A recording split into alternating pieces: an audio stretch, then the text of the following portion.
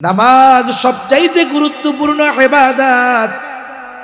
সাহাবায়ে কেরাম যদি নামাজের সময় কাউকে বাইরে দেখতেন তাহলে তাকে ভাবতেন হয়তো সে অমুসলিম নয়তো মুনাফিক। তার মানে তাদের চিন্তাধারা এমনটা ছিল যে একজন ইমামদার সে নামাজ না পড়ে থাকে কেমনে। কত গুরুত্বপূর্ণ একটা ইবাদত।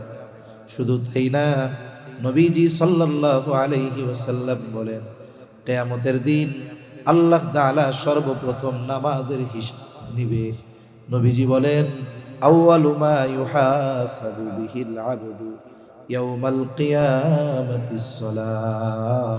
নবীজি বলেন, কিয়ামতের দিন সর্বপ্রথম নামাজের হিসাব নেওয়া হবে।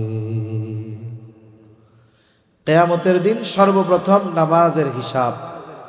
রাসূল সাল্লাল্লাহু আলাইহি ওয়াসাল্লাম বলেন, এই হিসাব যারটা সহজ হবে বাকি হিসাবগুলো তার জন্য আল্লাহ তাআলা সহজ করে দিবে। সুবহানাল্লাহ। এখন এই নামাজ পড়ার দ্বারা শুধু কি আখিরাতের লাভ? না না, দুনিয়ার লাভও আছে। যেমন আল্লাহ তাআলা কোরআনুল কারীমের এক জায়গায় বলেন, ওয়া'মুর আহলাকা বিস-সালাতি ওয়াসতাবির আলাইহা লা নাসআলুকা রিজকা নাহনু নারযুকুকা ওয়াল আকিবাতু লিত-তাকওয়া। আল্লাহ তাআলা বলেন, হে ঈমানদারেরা একটু খেয়াল দিয়ে শুনেন। আল্লাহ তাআলা বলেন, ওয়া'মুর আহলাকা বিস-সালাতি ওয়াসতাবির আলাইহা। আল্লাহ তাআলা বলেন, তুমি তোমার অধীনস্থদেরকে নামাজের আদেশ দাও, নামাজের আদেশ দাও। ওয়াসতাবির আলাইহা, তুমিও তার উপরে অটল থাকো। তার মানে নিজে নামাজি হও, ঘরের মানুষগুলাকেও নামাজি বানাও। বান্দা লাভ কি হবে?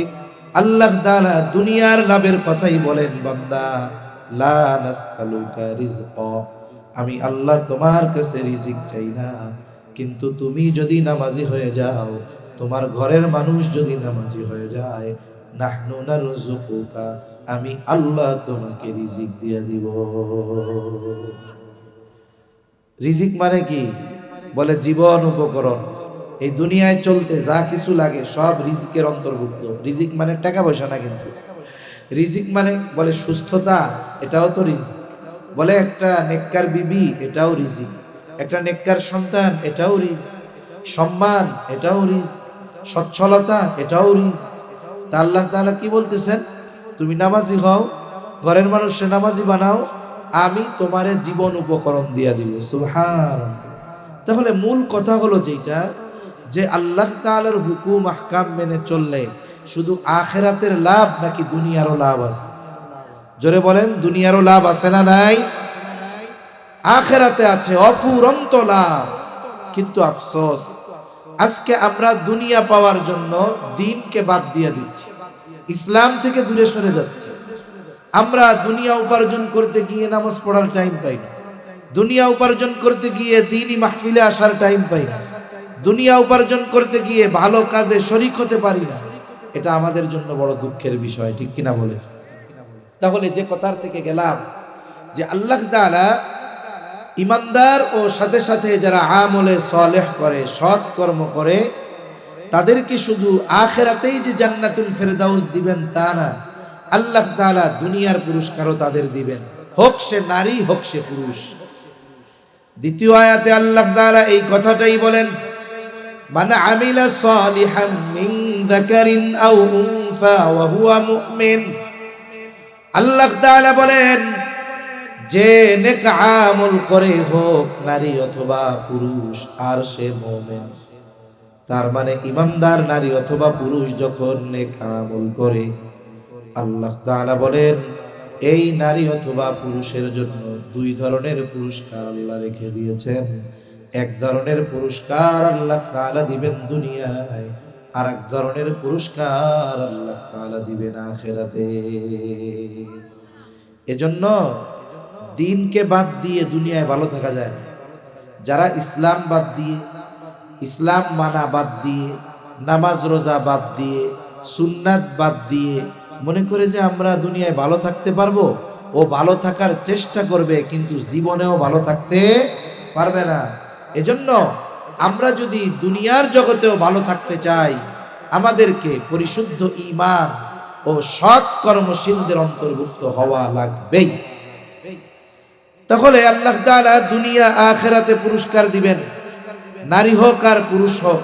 শর্ত দিলেন দুইটা, এক নাম্বার দিলেন যে ঈমান, দুই নাম্বার দিলেন নেক আমল, সৎ কর্ম, শুধু কর্ম নয় সৎ কর্ম। ঈমানটা কেমন হওয়া দরকার? বলে ঈমানটা হতে হবে একেবারে ত্রুটি মুক্ত, শিরিক মুক্ত ঈমান। যেই ঈমানের সাথে, যেই বিশ্বাসের সাথে শিরিক মিশ্রিত, বলে এই ঈমানের দ্বারা কল্যাণ হাসিল করা যায় না, বরং শিরিক মিশ্রিত ঈমান এর আমল গুলাও আল্লাহ তাআলার কাছে গ্রহণযোগ্য হয় না। ভালো কাজ একটা, সে কখনো শিরিক করে না। এখনো মনে করবে আজকে আমার জাহান্নামে যাওয়া ছাড়া কোনো পথ আছে নাকি? আল্লাহ তাআলা ওই ব্যক্তিকে বলবে, বান্দা আমি তোমারে মাফ করে দিলাম, তুমি জান্নাতে চলে যাও। লোকটা চিন্তা করবে, বলে কি, আমি কোনো আমলই করি নাই, আমারে মাফ করে দিল কেমন? এইবার ওর একটু জানতে মন চাইবে, আল্লাহ আমাকে মাফ করার কারণটা কি? এইবার আল্লাহ তাআলা বলবে, বান্দা তুমি হয়তো দুনিয়ায় শয়তানের ধোঁকায় পড়ে আমল করো নাই, কিন্তু তোমার একটা ভালো কাজ আমি আল্লাহর বড় পছন্দ হয়েছে। বলে আল্লাহ সেই ভালো কাজটা কি? বলে তুমি বান্দা কখনো আমার সাথে শিরিক করো না। এই শিরিক না করার কারণে আল্লাহ তাআলা তারে মাফ করে দিয়েছে। এজন্য আল্লাহ তাআলাও বলেন, ইন্নাল্লাহা লা ইয়াগফিরু আন ইউশরাকা বিহি ওয়া ইয়াগফিরু মা দুনা যালিকা লিমান ইয়াশা। আল্লাহ তাআলা বলেন, তিনি চাইলেই সব গুনাহগুলো মাফ করে দিতে পারেন, কিন্তু শিরকের গুনাহ আল্লাহ মাফ করবেন না। সেই কথাই বলেন, ইন্নাল্লাহা লা ইয়াগফিরু আন ইউশরাকা বিহি, তার সাথে যদি কেউ শিরিক করে তিনি সেটা ক্ষমা করবেন না, কিন্তু বাকি যেগুলো আছে গুনাহ তিনি চাইলেই সেগুলো মাফ করে দিতে পারেন। এই জন্য আমার আপনার ঈমানটাকে শিরিক মুক্ত রাখতে হবে। কিন্তু আফসোস, আজকে 200 কোটি মুসলমান আমরা শুধু মুখে বলি, কিন্তু যদি ঈমানের ছাকনি দিয়ে যাচাই করা হয় দেখা যাবে 100 কোটি প্রকৃত ঈমানদার পাওয়া কঠিন হয়ে যাবে। কিছু মানুষ শিরিক প্রধানত 2 প্রকার বলে শিরিক বিযাত, শিরিক বিসিফাত। এখন শিরিক বিযাত মানে একেবারে স্রষ্টার সাথে শিরিক করা, অস্তিত্বের সাথে শিরিক করা। যেমন ইহুদি নাসারা, খ্রিস্টানদের একটা গ্রুপ আর ইহুদিদের একটা গ্রুপ সরাসরি আল্লাহর সাথে শিরিক করে। যেমন তারা বলে যে স্রষ্টা একাধিক আছে, কিন্তু আল্লাহ তাআলা বলেন লাউ কানা ফীহিমা আলিহাতুন ইল্লাল্লাহু লাফাসাদাতা। একাধিক ইলাহ যদি হইতো আসমান জমিনের, তাহলে ধ্বংস হয়ে যেত সব। 2 ইলাহের মধ্যে গন্ডগোল লেগে যেত। এজন্য আল্লাহ তাআলা একক। আবার দেখেন খ্রিস্টানেরা বলে আল্লাহর সাথে আল্লাহর সন্তান সাব্যস্ত করে। যেমন ইহুদিরা বলে ওয়াকালাতিল ইয়াহুদু উযাইরুন ইবনুল্লাহ, ইহুদিরা বলে উযাইর আলাইহিস সালাম হলো আল্লাহর সন্তান। ওয়াকালাতিন নাসারাল মাসীহ ইবনুল্লাহ, আর যারা নাসারা খ্রিস্টান এরা বলে ঈসা আলাইহিস সালাম হলো আল্লাহর সন্তান। তার মানে যারা আল্লাহ তাআলার সাথে শিরিক করে এদের মধ্যে এরাও হলো অন্যতম। এই জন্য প্রকৃত আহলে কিতাব এদের বলার কোনো সুযোগ নাই। অনেকে এই কথা বইলা খ্রিস্টান ইহুদিদেরকে বিবাহ করে, বলে ওরা তো আহলে কিতাব, ওদের সাথে মেয়ে বিয়া দেওয়াতে কোনো সমস্যা নাই, বলে ওদের মেয়ে মুসলমান বিবাহ করাতে কোনো সমস্যা নাই। কিন্তু এখন সারা পৃথিবীর উলামায়ে কেরাম একমত, বলে এখনকার ইহুদি নাসারা যারা এরা তাওহীদের উপরে নাই, সুতরাং এরাও শিরকের সাথে জড়িত বিধায় এদের সাথে ছেলে মেয়ে বিবাহ দেওয়ার কোনো সুযোগ নাই। তাহলে এরা কি বলে? বলে উযাইর আলাইহিস সালাম আল্লাহর সন্তান, খ্রিস্টানেরা বলে ঈসা আলাইহিস সালাম আল্লাহর সন্তান। এই মুসলমান যারা আমরা আছি, আমাদের এরা কেউ শিরিক বিযাত করে না, এরা কেউ বলে না যে আল্লাহর সন্তান আছে, এরা কেউ বলে না ইলাহ এক, কিন্তু এরা কি করে? এরা শিরিক বিস সিফাত করে, আল্লাহর গুণাবলীর সাথে এরা শিরিক করে। দেখুন, আল্লাহ তাআলার অনেকগুলো গুণবাচক নাম আছে, যেমন রাজ্জাক। কে বলেন তো? আল্লাহ। একটা হলো তার গুণবাচক নাম, একটা হলো তার মূল নাম। মনে রাখতে হবে যে গুণবাচক নামের মধ্যে মূল নাম পাওয়া যায়। যেমন আমি যদি আপনাদের জিজ্ঞাসা করি, বলেন তো ডক্টর ইউনূস বাংলাদেশের কি প্রধান উপদেষ্টা? আবার যদি প্রশ্ন করি যে বাংলাদেশের প্রধান উপদেষ্টা কে, জোরে বলেন না কে? ডক্টর ইউনূস। ডক্টর ইউনূস তার মূল নাম, প্রধান উপদেষ্টা তার পদবি, সিফাত, গুণ। কিন্তু দেখেন, প্রধান উপদেষ্টাও যে ডক্টর ইউনূসও সে, ডক্টর ইউনূসও সে, প্রধান উপদেষ্টাও সে। এখন আসেন, বলে রাজ্জাক যে আল্লাহও সে, আল্লাহ যে রাজ্জাক সে। বলে খালেক কে? আল্লাহ খালেক, খালেকই আল্লাহ। মালিক কে? বলে মালিক আল্লাহ, আল্লাহই মালিক। এই যে দেখুন, তার মানে বোঝা গেল কেউ যদি আল্লাহ তাআলার গুণ সমূহের সাথে শিরিক করে, এরা কেমন যেন সরাসরি আল্লাহর সাথে শিরিক করে। এই উপমহাদেশ সহ এই পৃথিবীর মুসলমান যারা শিরিকের সাথে জড়িত, এরা যদিও শিরিক বিস জাতের সাথে জড়িত নয়, কিন্তু শিরিক বিস সিফাতের সাথে জড়িত। তবে উলামায়ে কেরাম বলেন, শিরিক বিস জাত যেমন ঈমান ধ্বংস করে দেয়, শিরিক বিস সিফাত অনুরূপভাবে ঈমান ধ্বংস করে দেয়। এই বাংলাদেশ সহ উপমহাদেশে লক্ষ লক্ষ মাজার আছে, লক্ষ লক্ষ মাজারের লক্ষ লক্ষ ভক্ত আছে, কোটি কোটি ভক্ত আছে। এদের এমনও বিশ্বাস আছে যে এই কবরে বা এই মাজারে যিনি শুয়ে আছেন, উনি কিছু করে দেওয়ার ক্ষমতা রাখেন, উনি সন্তান দেওয়ার ক্ষমতা রাখেন, উনি ক্ষমতা দেওয়ার ক্ষমতা রাখেন, টাকা পয়সা দেওয়ার ক্ষমতা রাখেন। এইরকম আমার নিজের চোখে আমি দেখছি। শাহজালাল রহমাতুল্লাহ আলাইহির কবর সিলেটে, এক জায়গায় প্রোগ্রাম শেষ করে গভীর রাতে গেছি, একজন দেয়ালের সাথে মাথা ঢুকাইতেছে, শাহজালাল বাবা আমার এইটা দেও, আমার এইটা দেও, তুমি চাইলে দিতে পারবা।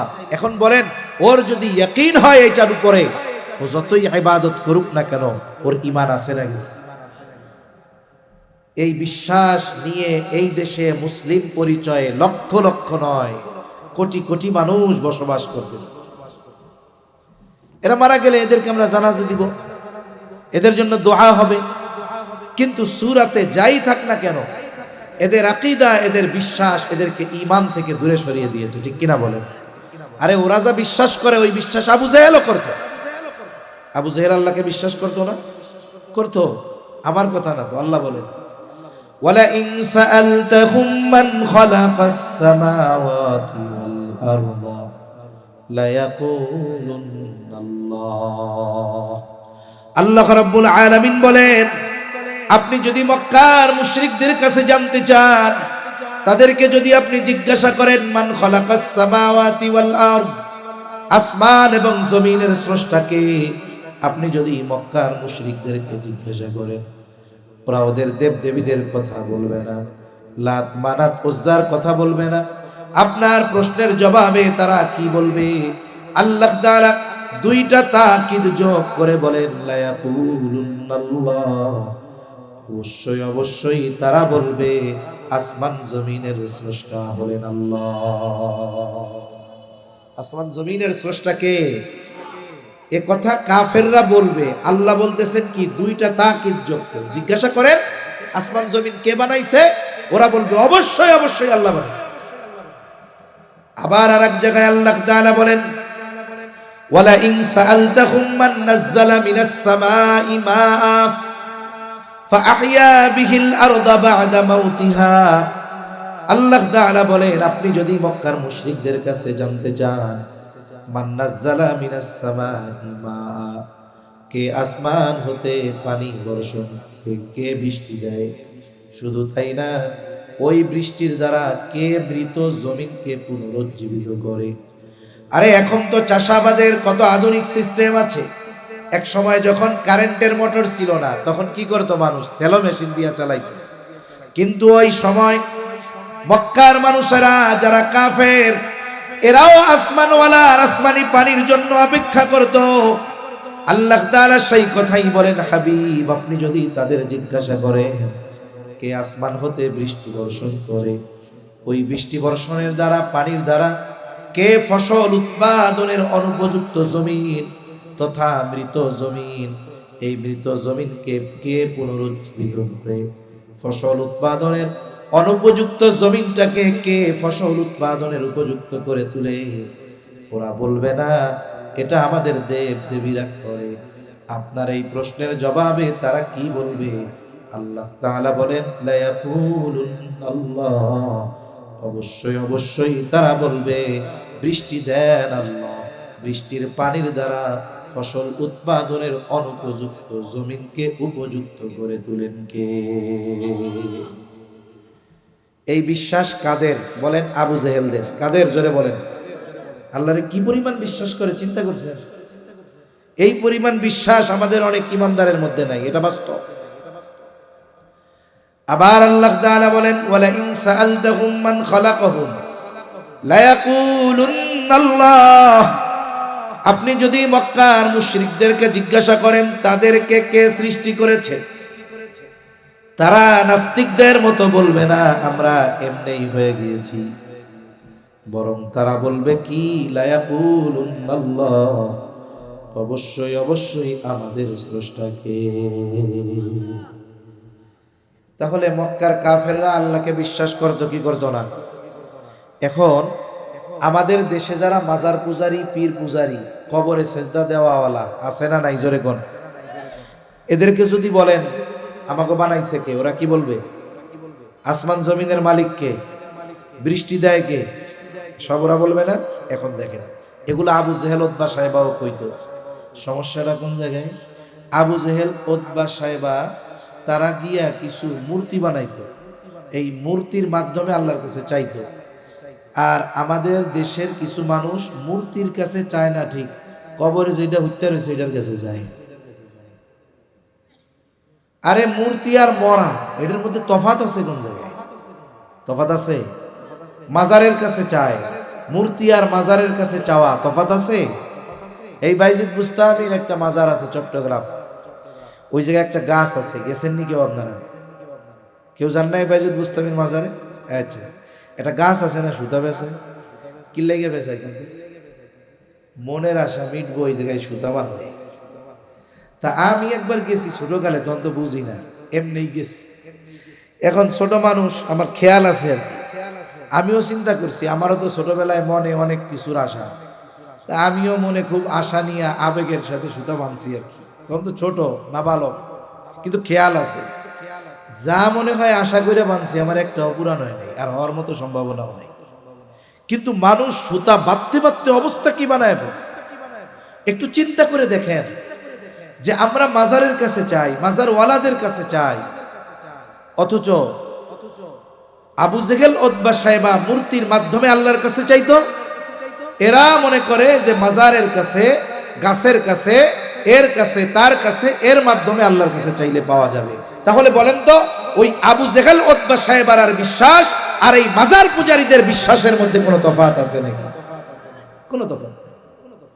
এখন এই যে আল্লাহকে ওরা মানে, আল্লাহর জাতে বিশ্বাস করে, কিন্তু সিফাতের সাথে শিরিক করে। আবু জেহেল উতবা সাহেবাও আল্লাহর সিফাতের সাথে শিরিক করত, এজন্য আল্লাহর জাতে বিশ্বাস করার পরেও তাদের ওই বিশ্বাস আল্লাহর কাছে মূল্যহীন ছিল, তারা চিরস্থায়ী জাহান্নামী।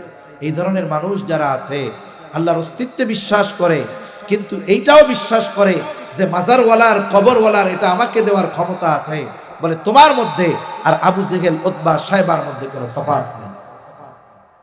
কষ্ট পাচ্ছেন আপনারা? তাহলে এক নাম্বার, আমার ঈমানটাকে শিরিক মুক্ত করতে হবে। আমার ঈমান যদি শিরিক মুক্ত হয়, আমল অল্প হলেও আল্লাহ তাআলা মাফ করে দিবে। কিন্তু যদি শিরিক যুক্ত হয়, আমার আমলগুলো নষ্ট হয়ে যাবে। কারণ দেখেন 10 মণ দুধ নষ্ট হওয়ার জন্য 10 মণ গরুর প্রস্রাব দরকার হয় না, 10-15 ফোঁট দিলেই খালাস, ঠিক কিনা গো? এই জন্য নবীজিও বলেন, আখলিস দীনাকা ইয়াকফিকাল আমালুল কলিল। নবীজি বলেন তোমার ঈমান খাঁটি করো, অল্প আমল নাজাতের জন্য যথেষ্ট হয়ে যাবে। আর যদি ঈমান খাঁটি না হয়, আমল অল্প হইলেও টিকবে না। আমি মাঝে মধ্যে উদাহরণ দেই। মনে করেন এখন তো আমাদের বাড়িতে টিউবওয়েল আছে, মোটর আছে, অজু পানি বা জরুরত ছাড়ার পানির চিন্তা থাকে না। কিন্তু একটা সময় কি হইতো, দেখা যাইতো গ্রামের মধ্যে এক দুইটা বাড়িতে টিউবওয়েল আছে, আবার অনেক সময় টিউবওয়েল নাই, খালের পানি নদীর পানি আইনা রাত্রেবেলা রাখতো সকালের জরুরত মেটানোর জন্য। আমরাও দেখছি আমাদের গ্রামের বাড়িতে এরকম হইতো। এখন আপনি খালের থেকে পানি আনার জন্য গেছেন, একজন গেছে একটা কলস নিয়ে, তার কলসটা একটু ছিদ্র নিচে, আর একজন গেছে কলস নিয়ে, বলে তারটা ভালো কলস, কোনো ছিদ্র নাই। এখন সকালে পানি দরকার কতটুক, বলে পানি দরকার 5 লিটার, কিন্তু কলসে ধরে 20 লিটার। এখন দুইজনে গিয়া পানি ভরছে, ও ভরছে 5-6 লিটার, আর একজন যার কলস ছিদ্র ও ভরছে 20 লিটার। এখন দুইজন আইনা সন্ধ্যার সময় বা এশার পরে কলস আইনা রাইখা দিছে বাড়ির উঠানে। একজন আনছে 5 লিটার, আর একজন আনছে 20 লিটার, কিন্তু 20 লিটার ওয়ালার কলসের তলায় একটু ছিদ্র। এই 10, 11, 7, 8, 9, 10 ঘন্টা পর যখন দুইজন দুইজনের কলসের কাছে যাবে, কি দেখবে, বলে ভালো কলসওয়ালা তার 5 লিটার 5 লিটারই আছে, আর যার কলস ছিদ্র, বলে দেখা যাবে সকালে তার কলস খালি হয়ে গেছে। বলে পানি বইরা আনলো, থাকলো না কেন, বলে কলসের নিচে ছিদ্র কেন। এই জন্য শিরিক মুক্ত এবার শিরিক যুক্ত ইবাদত আল্লাহর কাছে গ্রহণযোগ্য হয় না। মুশরিকের ইবাদত আল্লাহ তাআলা কবুল করেন না। কোরআনুল কারীমের মধ্যে আল্লাহ তাআলা জানায় দিয়েছেন, শিরিকের সাথে জড়িত তার নামাজ কবুল হবে না, তার ইবাদত গুলো আল্লাহ তাআলার কাছে কবুল হবে না। বরং এই শিরিক মিশ্রিত ইবাদত গুলো আল্লাহ তাআলার সামনে যখন কিয়ামতের দিন হাজির করা হবে, আল্লাহ তাআলা এই শিরিক যুক্ত ইবাদত গুলাকে নিশ্চিহ্ন করে দিবে। সেজন্য আমরা আমাদের ঈমানকে পরিশুদ্ধ করব, বলেন ইনশাআল্লাহ। এক মজলিসে ঈমান পরিশুদ্ধর সব কথা তো বলা সম্ভব নয়। কয়েকটা বিষয় আমাদের জন্য জানা জরুরি। যেমন শিরিক সম্পর্কিত বিষয়গুলো, এটা আমাদের জন্য জানা জরুরি। আল্লাহ তাআলা শিরিককে সবচাইতে বড় জুলুম বলে অভিহিত করেছেন। আল্লাহ তাআলা বলেন, ইন্না শিরকা লা যুলমুন আযীম। শিরক হলো মহা অন্যায়। শিরিক করা শুধু অন্যায় নয়, শিরিক করা কি অন্যায়, জোরে বলেন, মহা অন্যায়। এখন আল্লাহ তাআলা শিরিককে মহা অন্যায় কেন বললেন? দেখেন, জুলুম কাকে বলে আর মহা জুলুম কাকে বলে, এই দুইটা আমরা একটু জানি।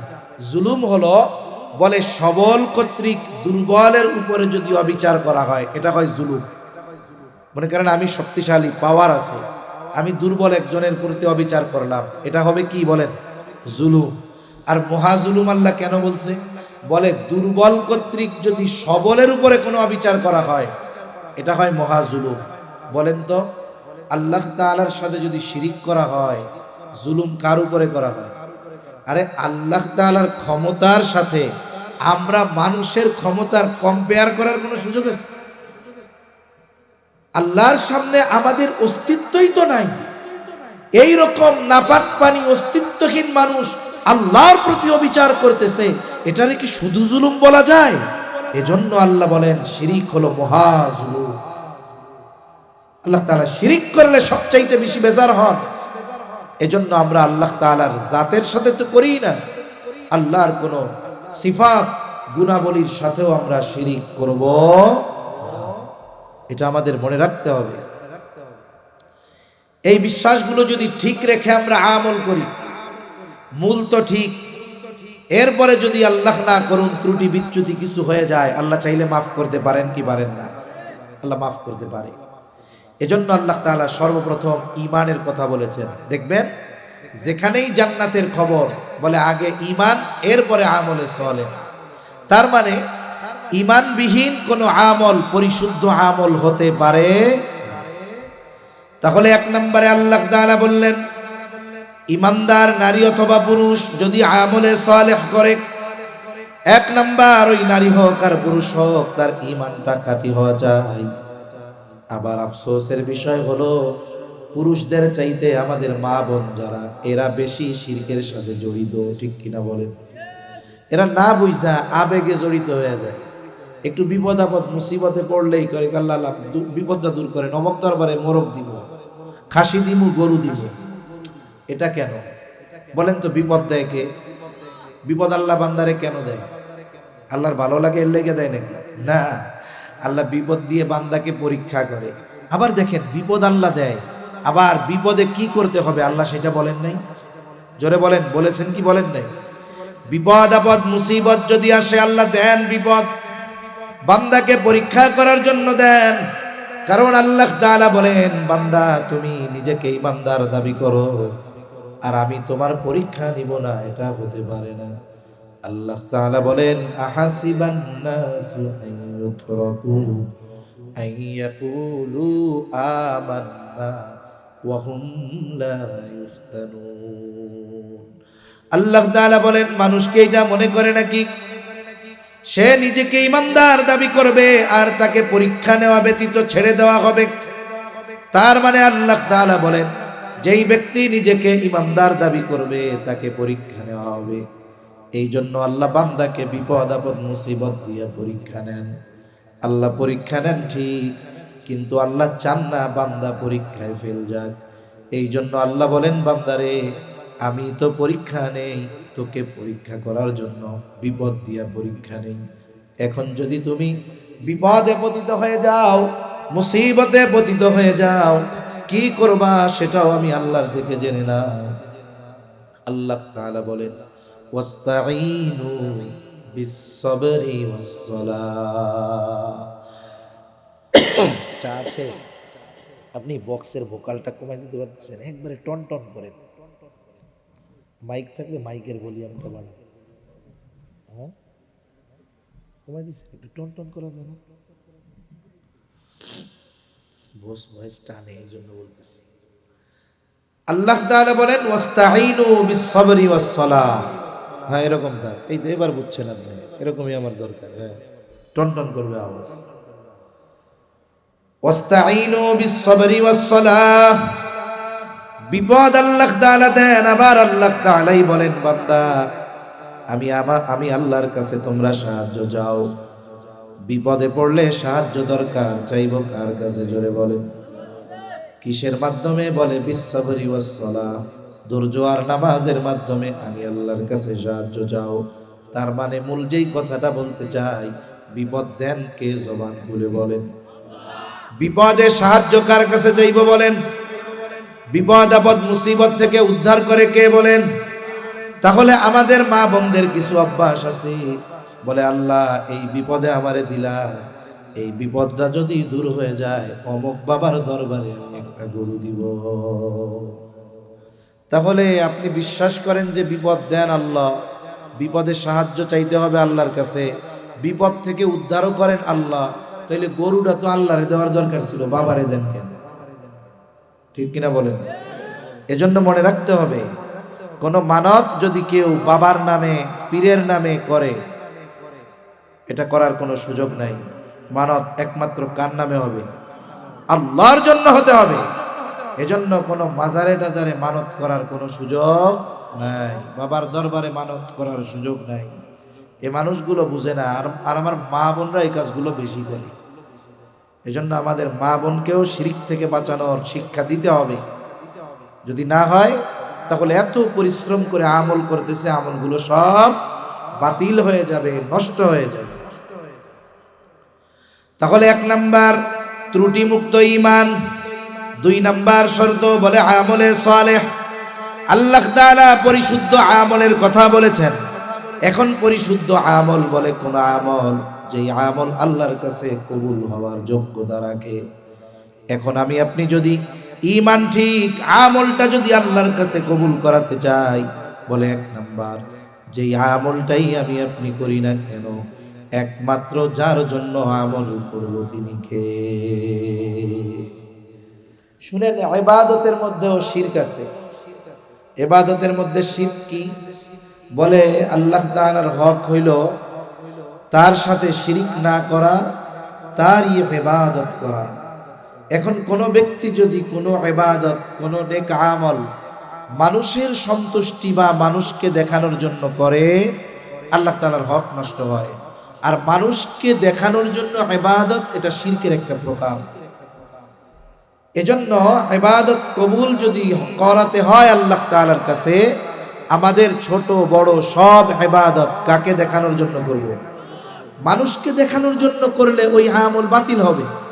আল্লাহকে দেখানোর জন্য করলে ওই আমল দুনিয়া আখিরাতে ফায়দা দিবে। এজন্য আমাদের নিয়তকে পরিশুদ্ধ করব যে আমি আমার নামাজ, আমার কোরবান, আমার হায়াত, আমার মরণ, আমার যত ধরনের নেক কাজ আছে একমাত্র আল্লাহর সন্তুষ্টির জন্য করব। 2 নাম্বার, যেই ইবাদতটা করব সেটা নবীজি সাল্লাল্লাহু আলাইহি ওয়াসাল্লামের পদ্ধতি অনুসারে করব। এই পৃথিবীতে এমন কোনো ইবাদত নাই যেই ইবাদত নবীর তরিকায় করা যায় না, এমন কোনো ইবাদত এই পৃথিবীতে নাই। বরং দুনিয়ার কিছু কাজ আছে যেই কাজগুলো যদি নবীর তরিকায় করা হয় ওটাকে ইবাদত বলে গণ্য করা হয়। সুবহানাল্লাহ। আরে ভাই, এখনকার মানুষ খুব স্মার্ট, আধুনিক। ঘর যা হয় হোক, তার বাথরুমটারে খুব সুন্দর করে বানায়। অনেকে আছে বাথরুমে খুব দামি টাইলস, ফ্লোর টাইলস ব্যবহার করে, 1 লাখ টাকা দিয়ে কমোড লাগায়। চিন্তা করে দেখছেন? সারা দিনে হয়তো 15 মিনিট ওই কমোটে বসবে, লাগাইছে কয় লাখ দিয়ে? ওর খাটের দামও 1 লাখ। এখন এত সুন্দর করে বাথরুম বানাইছে, এই বাথরুমে যদি সে জীবনে 2-4 বার বাথরুম না করে তার গুনাহ হবে না। প্রত্যেক দিন যদি 3 বার করে সওয়াব হবে না। কিন্তু লোকটা মনে করেন ফজরের আজান শুনে ঘুম থেকে উঠছে, মসজিদে আসবে নামাজের জন্য, জরুরতে চাপ দিয়েছে। সে চিন্তা করতেছে ফজরের নামাজে গিয়া ইমামের পেছনে দাঁড়াইলাম, ওই সময় যদি চাপ দেয় তাইলে তো অসুবিধা হবে। যেহেতু সময় এখনো হাতে আছে, আমি আমার ইবাদতটা যেন নির্বিঘ্নে করতে পারি, এই জন্য বাথরুমটা সাইরা এরপরে মসজিদে যাই। দেখেন সে বাথরুম করবে কেন? বলে ইবাদতে যেন আরাম হয়, এই জন্য। ইবাদত জানি মজা পায় ইবাদত করে, এই জন্য। নিয়তটা করছে কি? স্বাভাবিক জরুরত সারবে, কিন্তু নিয়ত করছে ইবাদতের সুবিধার জন্য বাথরুম করবে। এইবার সে বাথরুমের দিকে রওনা হলো, মাথাটা ঢাকবে। বলে মাথা ঢাকাটা সুন্নাত। মাথা ঢাকা সুন্নাত, শুধু তাই না, আধুনিক বিজ্ঞান, চিকিৎসা বিজ্ঞান বলে বাথরুমের মধ্যে অগণিত ব্যাকটেরিয়া উড়ে বেড়ায় বাথরুমের মধ্যে, এই জন্য খালি মাথায় যাওয়া ঠিক না। আর মাথার চামড়া এটা বড় সংবেদনশীল জায়গা, ওই ব্যাকটেরিয়া মাথার চামড়ার সাথে লেগে যায়, খুশকি হয়। পরিষ্কার না করার কারণে অনেক ধরনের রোগ হতে পারে। এই দৃষ্টিকোণ থেকে অনেক ডাক্তার বলেন যে আমরা অনেক সময় বাথরুমের মধ্যে ব্রাশ রাখি, মেসওয়াক রাখি। অনেকে রাখেন কি রাখেন না? এগুলো রাখা ঠিক না। যদি কেউ রাখে, ভালো মতো পরিষ্কার করে এরপরে ব্যবহার করতে হবে। এগুলো বাথরুমের বাইরে রাখা দরকার। মাথা ঢেকে যাওয়া সুন্নাত। এরপরে বাথরুমে ঢোকার আগে দোয়া পড়া। অনেকে জানে না, ঢোকে সিটকানি লাগায় আর দোয়া পড়ে। এ কাম করলে হবে না, ঢোকার আগে দোয়া পড়তে হবে। এরপরে বাম্পা দিয়ে ঢুকতে হবে। এরপরে জরুরত সারতে হবে। এরপরে টিস্যু বা কুলুপ যা ব্যবহার করুক না কেন সেটা দিয়ে পরিষ্কার হবে। এরপরে পানির দ্বারা পরিপূর্ণভাবে পবিত্রতা অর্জন করবে। ভেতরে যদি অজুর ব্যবস্থা থাকে অজু সারবে। এরপরে ডান পা দিয়ে বের হবে, দোয়া পড়বে। এইবার আল্লাহর বান্দা ধীর স্থিরতার সাথে নামাজে আসলো, ধীর স্থিরতার সাথে ইমামের পেছনে নামাজ পড়লো। বলে এই বাথরুম সে এমনিই করতে পারতো, কিন্তু ইবাদতের সহজতার নিয়তে যখন এসে এই বাথরুম করলো সুন্নাত তরিকায়, বলে তার এই বাথরুম করাটাও তার আমলনামায় ইবাদত বলে যোগ হয়ে যায়। বিবাহ শাদীর মধ্যে সুন্নাত আছে না নাই? খাওয়া দাওয়ার মধ্যে সুন্নাত আছে না নাই? পারিবারিক জীবনে সুন্নাত আছে না নাই? কিন্তু বিষয় হলো কি জানেন, এই যে গোটা দুনিয়ায় আমরা যে সংকটের মুখে আছি, খালি আমরা অনেক সময় বলে এই যে আমাদের অধপতন, সংকট থেকে উত্তরণের জন্য সেমিনার করা হয়, আলোচনা সভা করা হয়। সব আলোচনা একদিক রাখেন, আমার তো মনে হয় আমাদের এই অবস্থার অন্যতম কারণ হলো কোরআন সুন্নাহ ছেড়ে দেওয়া। ঠিক কিনা বলেন? কোরআন সুন্নাহ তো কোথাও নাই। আমরা শুধু প্রথমে চিন্তা করি যে রাষ্ট্রীয়ভাবে কোরআন সুন্নাহর আইন কায়েম হলে আমরাও কোরআন সুন্নাহর আইন মেনে নিব। আরে রাষ্ট্রীয়ভাবে ইকামতে দিন প্রতিষ্ঠার চেষ্টা আপনি করেন, কিন্তু সাথে সাথে আমাকে আপনাকেও তো কোরআন সুন্নাহর আলোকে নিজেকে সাজাতে হবে, ঠিক কিনা বলেন? আমরা কি চাই? বলে ওমরের মতো শাসক চাই। আমি ওমরের মতো শাসক চাইয়া উবাই ইবনে খালফের মতো প্রজা হইলে তো হবে না, আমাকে আবু হুরায়রার মতো প্রজা হতে হবে, ঠিক কিনা বলেন? এজন্য আমি আপনি ব্যক্তিগত জীবনে যতটুকু কোরআন সুন্নাহ মানা যায়, আমার পারিবারিক জীবনে যতটুকু কোরআন সুন্নাহ মানা যায়, এতটুকু মানতে তো আর সমস্যা নাই। সমস্যা আছে?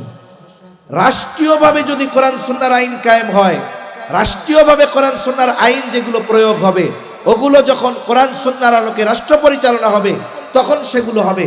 কিন্তু এর আগে কোরআন সুন্নাহ যতটুকু মানার সুযোগ আমার আপনার আছে, আমি আপনি ততটুকু মানি না, ঠিক কিনা বলে? এজন্য সকল সমস্যা থেকে উত্তরণের জন্য আগে আমাদের পরিবর্তন দরকার। আরে আমি যদি পরিবর্তন হই, এরপরে আমরা পরিবর্তন হব, ঠিক না? মনে করেন একজন ব্যক্তি তো আমি, 10 জন মিলে কি হয়? আমরা। এক সময় গোটা রাষ্ট্রের সবাই পরিবর্তন হবে। আরে গোটা রাষ্ট্রের সবাই যদি আসলেই ইসলাম চায়, এই বাংলাদেশে কোরআন সুন্নাহর আইন প্রতিষ্ঠা হওয়া সময়ের ব্যাপার মাত্র, ঠিক কিনা বলেন? কিন্তু আমরা মুখ দিয়া কই চাই, বাস্তবে খবর নেই। যদি বাস্তবেই চাইতাম তাহলে নিজের জীবনটাকে আমি আপনি কোরআন সুন্নাহর আলোকে পরিচালিত করতাম। আল্লাহ তৌফিক দান করেন, বলি আমিন।